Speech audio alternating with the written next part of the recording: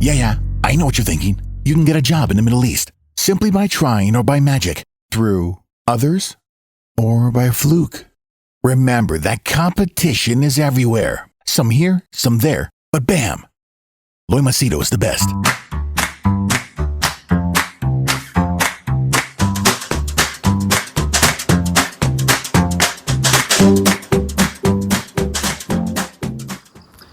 Alright, in this video I'm going to address the aspect about resume rebranding. Why? Or what is the point? And interview training. Why? What's the point? Why should you do it? Okay, I'll make you understand. Or personal branding for that matter. Now, when you're applying for a job or you're applying for any opportunity, I think what people fail to keep in mind is you are competing against a large pool of talent. You do not know how many people you are competing with. You do not know how qualified the person is. You do not know what the person is going to say, do, claim. It's like there are no rules in this, okay? And what do I mean by no rules? Let's say, for example, you're absolutely honest on your resume. The other guy might actually bluff on his resume. The third guy might actually fake it. The fourth guy might actually be overqualified. The fifth guy might actually get a reference, a recommendation. The sixth guy might have a godfather. So there are no rules in this, okay? It only comes down to who is the best fit for the job, whom they feel is the greatest benefit, okay?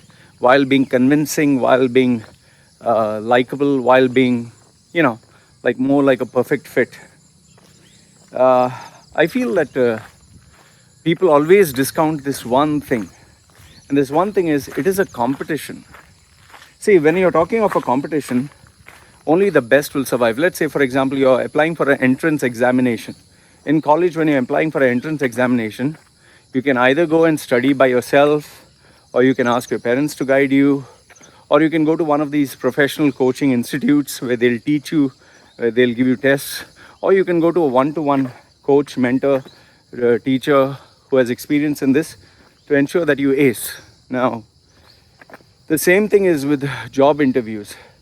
Today, because of the information that is available online so easily, articles, videos, people are just trying to cram in all the information. Oh, okay, this answer sounds good. Oh, this technique sounds good. Oh, this resume looks very nice. I'll tell you, just this morning when I was having breakfast with my wife, I got this guy, Pakistani guy. He told me he is a graphic designer.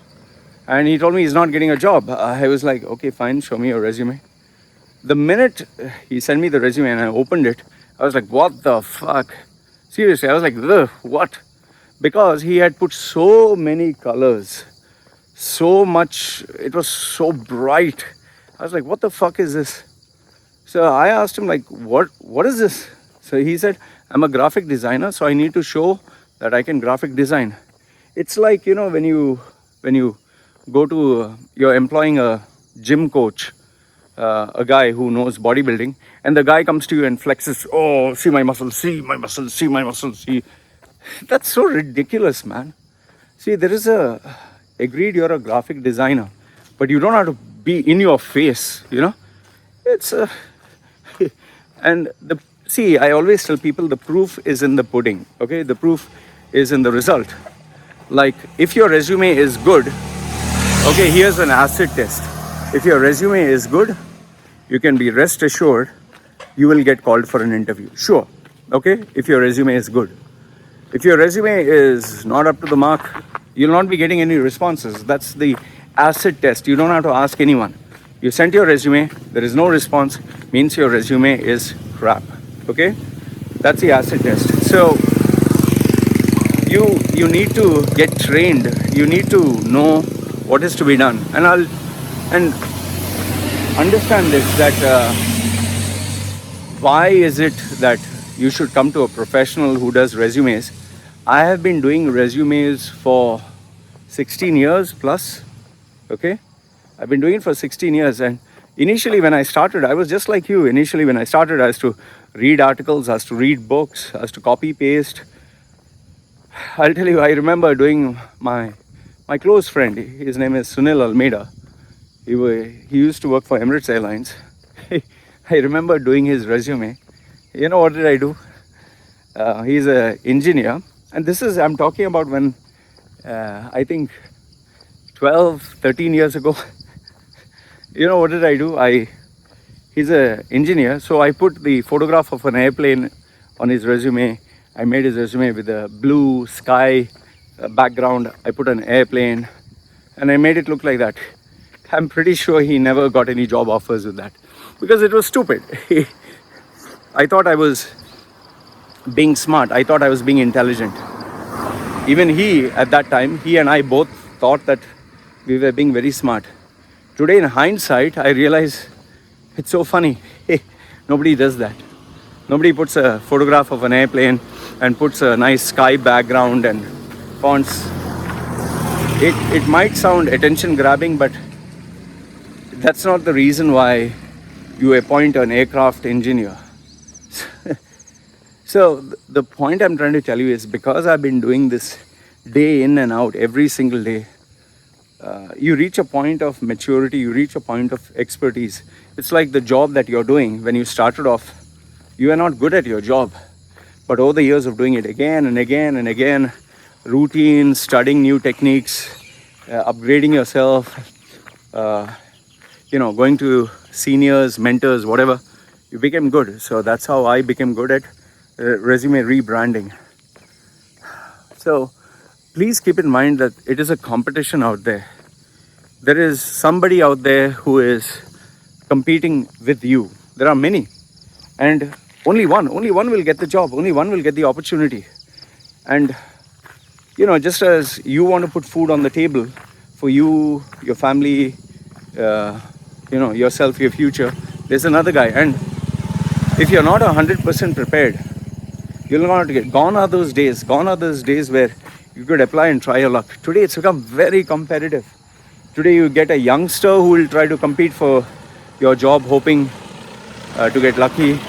You'll get someone who's senior to you who doesn't have a job but needs a job desperately. It's hardcore, man. So the point I'm trying to tell you is, please, just the basic thumb rule, okay? If your resume gets interview calls, if you get interview calls, please come down for an interview. Your resume is good enough, okay? Thumb rule is, at least you apply thoughtfully to, let's say, 20 positions. 20, at least you should get one call, okay? That's a thumb rule. That's first. The second one is, at the interview, I'm pretty sure every Tom, Dick and Harry on this planet thinks, oh, interview, I just need one chance. I just need one chance. It's like I'll blow the guy out of the water. If you're so good at an interview, if you're so good, means you're good at self-marketing, means you're good at self-promotion, which means you're good at networking. Then the question begets, why aren't you getting job offers? See, interview skills is not like only at the interview you're going to do well. Every single day when we meet people, it's an opportunity to sell yourself. Are people coming to you and interested to know more about you? I'll tell you what, if you want to know, are you good at interview skills? Record yourself and put a YouTube video. Put a YouTube video on how to give perfect interview answers. Just the basic questions like, tell me something about yourself. What are your strengths? What are your weaknesses? Take a video of yourself, upload this online. Try it if you're so confident. I can challenge you. One, you'll find it very embarrassing. You will not want to put it up yourself after you see the video. Trust me. Make a video just through your iPhone or your smartphone. Take a smartphone, record yourself. Tell me something about yourself. Tell me your strengths. Tell me your weaknesses. Why should I give you this job? What are your technical strengths? What are your leadership capacities? Where have you failed as a leader? Give all these questions. Give all these answers. Take a video, then watch it. And ask yourself, okay, is this amazing? Is this like, wow? And if you're still convinced after you've spoken, write down word for word every single word you have said. Okay? Write down every single word you have said.